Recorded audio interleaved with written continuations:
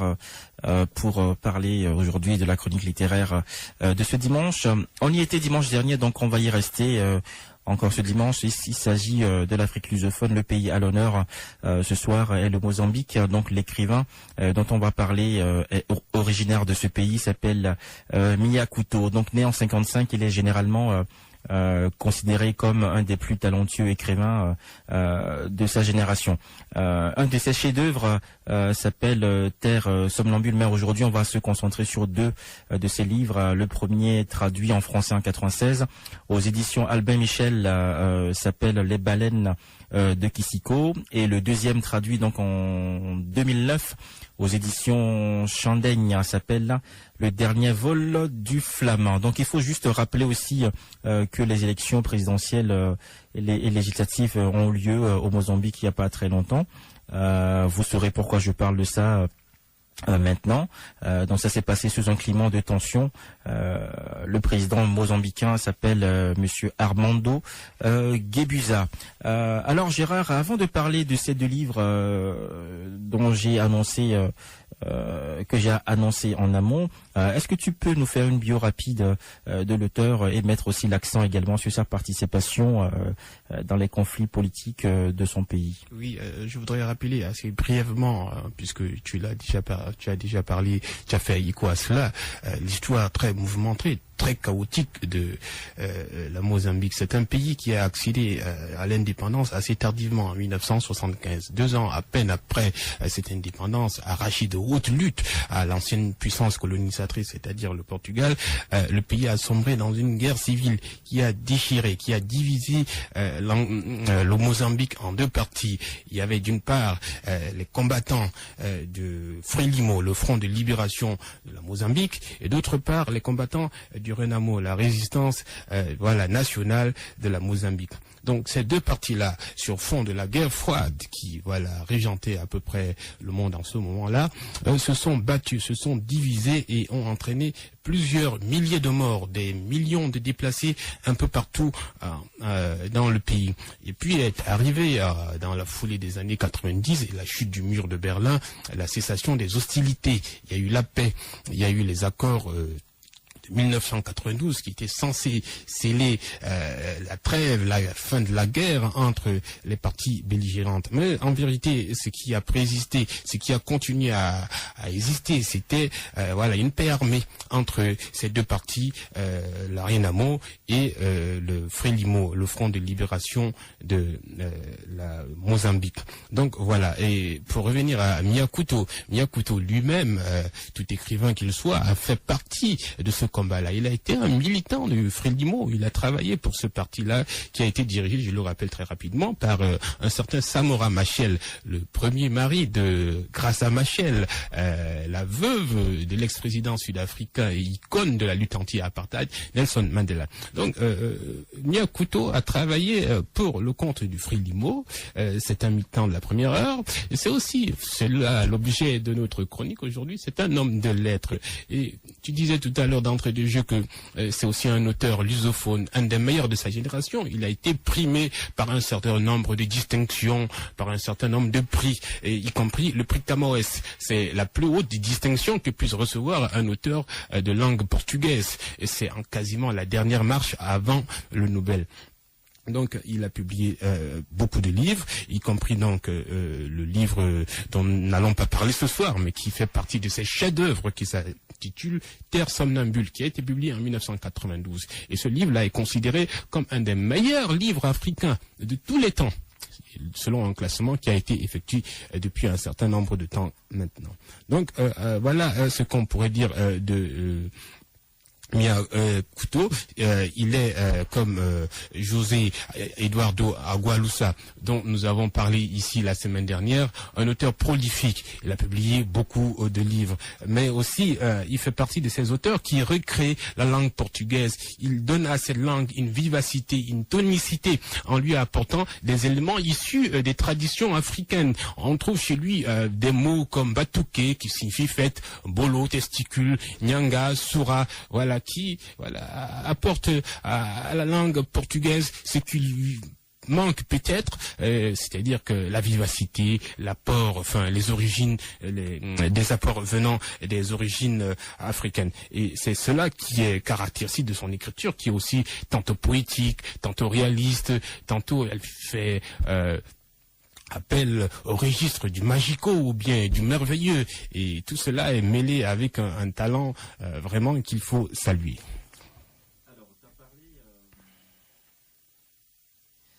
Tu parlais donc un instant, tu as fait juste quelques allusions à son livre qui s'appelle Terre somnambule. Aujourd'hui, on va s'attarder sur deux de ses livres. L'un qui s'appelle Les baleines de Kissiko et l'autre Le dernier vol du flamand. De quoi parle l'auteur dans le livre Les baleines de Kissiko? Les baleines de Kissiko, c'est le titre du livre. C'est en vérité un recueil de nouvelles et de contes qui ont été publiés pendant un certain nombre de temps. Ça n'a pas été publié tout de suite. En portugais, c'est paru d'abord en 1986, 90 ou 91. Donc voilà, la publication de ce recueil-là, cet ensemble de nouvelles et de contes, s'est échelonné sur une date, enfin sur un temps assez long, entre 86 et 91. Et c'est un recueil de contes et de nouvelles qui montre à perfection le registre dans lequel se plaît à évoluer en quelque sorte Miyakuto. C'est le registre de ce qu'on a appelé le réalisme magique. C'est le registre qui est assez caractéristique des auteurs sud-américains, auteurs auxquels Miyakuto emprunte des astuces comme ça et des recettes d'écrivains. Et il y a là beaucoup d'histoires. Il y en a 22, je l'ai dit tout à l'heure. Il y a par exemple l'histoire du bûcher. Ça s'intitule Le bûcher. Il y a là, c'est l'histoire d'un couple qui arrive au déclin de l'âge et de toute chose, abandonné de ses enfants, sans fortune, n'ayant plus pour toute richesse que les infirmités du grand âge.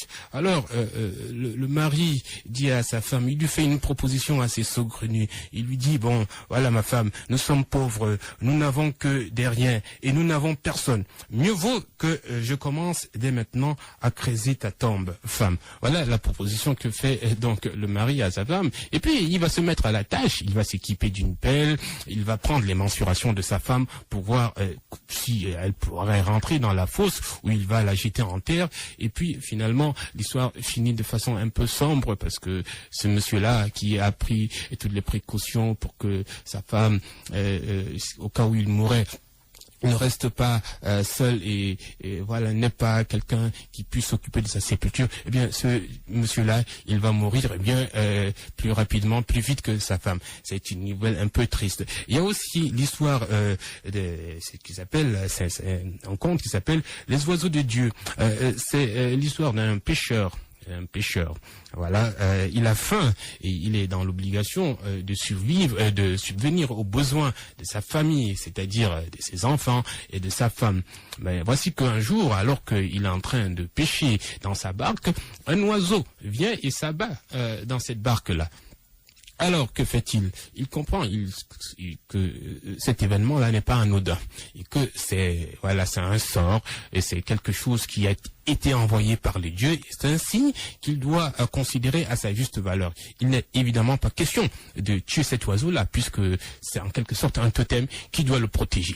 Alors, il va ramener l'oiseau à la maison et plutôt que de le tuer et de le mettre comme ça en sauce pour manger et donner aussi à manger à ses enfants et à sa femme, il va faire de cet oiseau-là quelque chose de précieux qu'il ne faudra pas toucher, qu'il faudra préserver à tout prix. Il va même lui donner le poisson qu'il a pêché et à la grande consternation de sa femme qui ne comprend pas que au lieu de nourrir ses enfants et elle-même, le monsieur consacre le fruit de la pêche à cet oiseau. Il ira même encore un peu plus loin en faisant des sacrifices et plein de choses pour que cet oiseau-là vive dans des conditions idéal. Par exemple, il va faire en sorte que cet oiseau-là ait un autre conjoint, pardon de le dire comme ça, et pour qu'il s'accouple et ait des petits. Donc tout cela choque, ça choque ses proches qui ne comprennent pas que un pêcheur, au lieu de subvenir à ses besoins et à ceux de sa progéniture, préfère se consacrer à un oiseau. Il y a aussi la nouvelle qui donne le titre à ce recueil qui s'appelle justement Les baleines de Kisiko. C'est l'histoire de Bento Joe Musaveli. Il vit dans une région, lui aussi, c'est une question de faim. Et là, il se pose les questions. Comment faire pour que voilà, il se sorte de cette mauvaise passe. Alors, il forme le projet d'aller pêcher une baleine. Et pour cela, parce que c'est un projet quand même qui demande un certain nombre de ressources, pour cela, il s'ouvre auprès de ses proches, de son oncle, d'un certain professeur, et Agostino, et bien d'autres gens encore. Tous lui disent, attention, il ne faut pas y aller, c'est dangereux, c'est un projet un peu chimérique, et puis, enfin, c'est une histoire qui est tracée comme ça, sur fond d'une fable politique, c'est en quelque sorte une fable politique, parce que là-dedans on lui dit attention, si tu te comportes comme ça, c'est en fait que tu es un des ennemis du régime, tu es manipulé, parce que les baleines, en fait, c'est elles qui sont chargées de transporter les armes qui viennent d'Afrique du Sud. C'est une histoire un peu comme ça, bizarre, mais qui montre voilà le contexte dans lequel évoluaient un peu les opposants et un peu les gens subversifs dans la période de lutte contre les colons ou bien après l'indépendance. Il ne fallait pas être à la marge, il fallait à tout prix être conformiste, et si on ne le faisait pas, on était très mal vu. Il y a enfin, ce sont des histoires, il y en a plusieurs dans le livre, il y a enfin l'histoire des revenus, des réapparus. C'est ça le titre de cette nouvelle, les réapparus. Ce sont des gens qui sont morts, mais qui reviennent un jour et font valoir leur droit à l'existence dans la société. Ils veulent vivre dans cette société-là. Ils veulent qu'ils soient reconnus comme les autres vivants. Eh bien, ils vont obtenir gain de cause. Ils vont être reconnus comme des êtres à part entière faisant partie de la cité, de la société. Cela illustre un peu, en quelque sorte, les sociétés africaines où, comme disait un grand écrivain africain, les morts ne sont pas morts, ils sont là, ils sont dans l'eau qui dort, dans plein de choses. Donc voilà à peu près de quoi est composé ce recueil de contes et de nouvelles qui s'intitule voilà, Les baleines de Kiseko. C'est vraiment, comme je l'ai dit tout à l'heure, caractéristique de ce réalisme magique. Voilà, on mélange comme ça entre les faits réels qui sont attestés et en même temps cette évocation qui fait appel au rêve, à l'onirisme et à plein d'autres choses. Avant de revenir pour parler du deuxième livre, qui est le dernier vol du Flamand, on va passer juste une page de musique et on revient juste après pour continuer donc cette chronique littéraire consacrée donc à l'écrivain mozambicain Mia Couto. On va écouter Albéric Luison avec le titre Tu es blessé. On revient juste après pour continuer donc cette chronique littéraire. 91.9 représente sa claque.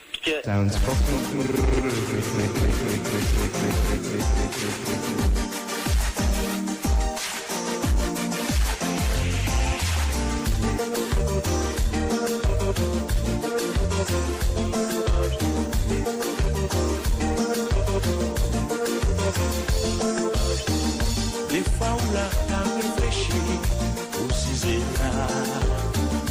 Ou qu'a dit que personne par elle, pas de choses dans la vie. C'est pour que c'est ça. Et mon Dieu lui-même pas dit ça. Puis t'es déjà rentré en village. Vous savez, toute la boîte finie, fermée après. Mais qu'elle a même venu souder. Et c'est ça, mis en famille à rentrer. Pour faire voir, penser.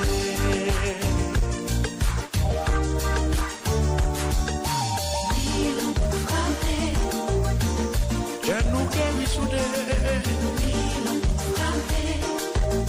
oui soudés pour nous doudou. Moi qu'à nager et puis l'amour doudou. Car on voulait dans les bras pour l'éternité. Nous qui soudés, oui soudés pour nous doudou. Moi qu'à nager et puis l'amour doudou. Car vous voulez dans des bras pour l'éternité.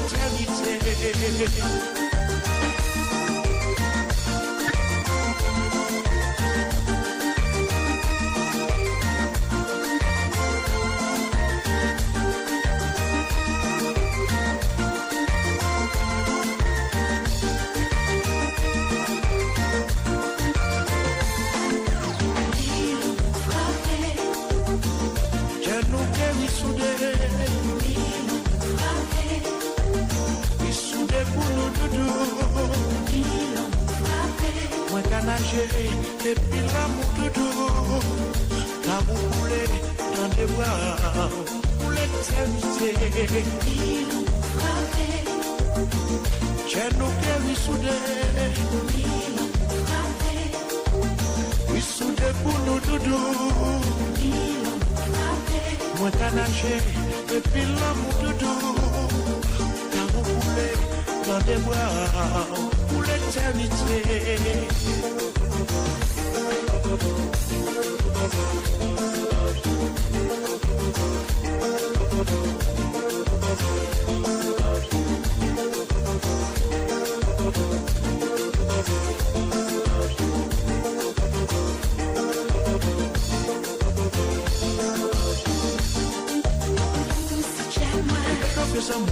Depuis où la tout, ouais, moi chouchou. Merci de bouger, ouais, moi de tout, ouais, moi chouchou. Chouchou, chouchou,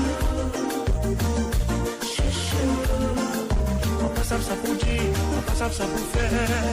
Chouchou, chouchou, chouchou. On passe à ça pour dire. Ça pour faire, c'est pas qu'on fait sans moi. Et puis où la doudou, après moi chouchou. Merci de bouger, ou avec moi doudou, après moi chouchou.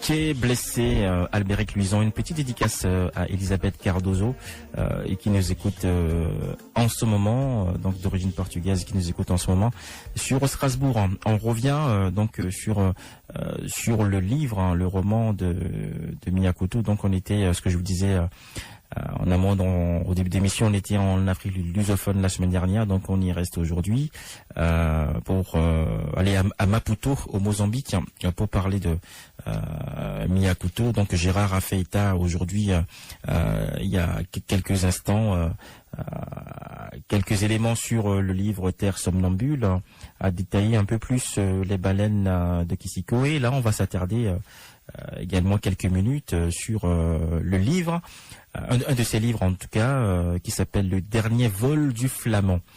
Conte-nous un peu l'histoire relatée dans ce livre. Oui, avant de raconter cette histoire assez brièvement, je voudrais dire à nos auditeurs et à nos auditrices qui vous aimeraient nous faire des suggestions sur des auteurs ou sur des œuvres qui les intéressent et qui voudraient voir relayées ici même sur les ondes de la RBS, eh bien que ces auditeurs et ces auditrices-là n'hésitent pas à le faire. Nous serons bien sûr considérés le moment venu ces œuvres ou bien ces auteurs. Bon, je pense qu'il peut le faire via la page Facebook. Très bien, Afrique Hebdo. Afrique Hebdo, voilà. AFRQ, donc plus loin HEBDO. Voilà. Ouais. Donc, de quoi s'agit-il donc dans ce livre qui s'intitule Le dernier vol du flamand. C'est un livre qui a été traduit par Elisabeth Montero Rodriguez en 2009 chez Chadin. C'est une histoire assez rocambolesque.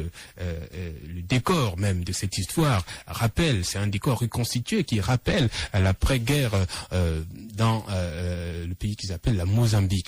Donc voilà, c'est dans l'après-guerre. Et puis voici donc que il y a des explosions qui se passent comme ça tout le temps dans une localité qui s'appelle Tisangara. Et que trouve-t-on après ces explosions? Ce sont des pénis. Et c'est comme ça que le livre s'ouvre. Ça s'ouvre sur une description assez rocambolesque. On trouve donc un pénis. Et il y a des gens qui s'amassent autour de ce pénis-là. Ils se posent des questions. Mais de quoi s'agit-il? Qui est le coupable? Qui a provoqué ces explosions? Il va donc se passer qu'on va organiser une enquête pour savoir de quoi il en retourne exactement. Alors, pour bien saisir les enjeux et tout de cette intrigue qui est vraiment haletante, qui va tenir les lecteurs en suspens en haleine et en suspens pendant plusieurs pages, 200 pages, eh bien, je vais très rapidement dire quels sont les protagonistes centraux et importants de ce livre, quoi. Il y a d'une part l'administrateur du district. Et son adjoint, l'administrateur, il s'appelle Joas. C'est le prototype même du petit fonctionnaire africain, corrompu, véreux, qui n'hésite pas à mettre la main dans la caisse de l'État. Il a détourné, par exemple, le générateur de l'hôpital pour son usage personnel. Sa femme, qui s'appelle Donner, Hermelinda, a fait main basse sur les équipements publics des infirmeries, cuisinières, lits, réfrigérateurs. La devise pour Jonas et pour son adjoint, c'est, voilà, le chevreau mange là où il est attaché. Dans d'autres pays, on dit la chèvre mange où elle est attachée. Donc voilà sa devise. Il y a l'inspecteur italien, qui a été dépêché sur place pour rendre compte de ces événements, pour en rendre raison auprès de l'ONU. Il faut dénouer le lien de cette intrigue-là. Qui est responsable de ces explosions qui entraînent comme ça le démembrement des pénis, de membres virils et des hommes? Il est dépêché sur le terrain pour en rendre raison et sa tâche ne va pas se révéler facile. Enfin, il y a la prostituée qui s'appelle Deus Kera. Non, elle est là. On pense que, vu que c'est une affaire de membres virils qu'on trouve un peu partout chaque fois qu'il y a une explosion, qui est donc mieux placé pour en rendre raison? Qui est mieux placé pour nous dire de quoi il en retourne, sinon une prostituée? Donc les intrigues évoluent comme ça petit à petit. On se rend compte que ça piétine. La prostituée n'est pas en mesure d'apporter les réponses que attendent les enquêteurs sur cette histoire. Les enquêteurs, c'est-à-dire le fonctionnaire de l'ONU qui s'appelle Rissi, qui n'arrive pas à démêler les fils de cet écheveau inextricable. Donc ça s'évolue, la prostituée n'apporte pas de réponse, malgré le fait qu'elle ait une expertise en quelque sorte sur la question des membres virils. Donc voilà, et à un moment donné de la scène, fait son apparition un prêtre. Il est fantasque. Lui, il reconnaît que c'est lui qui a était à l'origine de ces explosions-là. Mais en vérité, il n'en est rien. Le prêtre n'est pas responsable de ces explosions qui ont entraîné le démembrement des pénis de certains soldats de l'ONU. L'intrigue donc évolue comme ça. Et finalement, je ne vais pas dire au lecteur comment cette intrigue-là va se dénouer finalement. Est-ce qu'on va savoir qui est responsable de ces explosions-là? Est-ce qu'on ne le saura pas? Eh bien, il faudrait qu'il lise le livre de Miyakuto qui s'intitule l'histoire qui s'intitule Le dernier vol du flamand. C'est une histoire vraiment haletante qui tient en haleine le lecteur de bout en bout. Et puis c'est aussi un magnifique alibi pour l'auteur de faire une percée, une plongée dans l'histoire politique et récente de la Mozambique. Ça lui permet de revenir sur tout ce qui s'est passé, sur les désillusions de l'indépendance, sur les désillusions du combat qui ont été menés, les combats qui ont été menés pour faire en sorte que Mozambique, ancien pays sous domination portugaise, se libère. Eh bien, tout cela est évoqué dans ce livre avec une très grande subtilité. Merci Gérard donc pour ces précisions sur ce roman de Miyakoto. Donc ce monsieur nous vient de la Mozambique et on a parlé de ce somnambule, des baleines de Kisiko et on a terminé donc avec le dernier vol du flamand. Dimanche prochain, tu as choisi un écrivain ghanéen, c'est ça? Oui,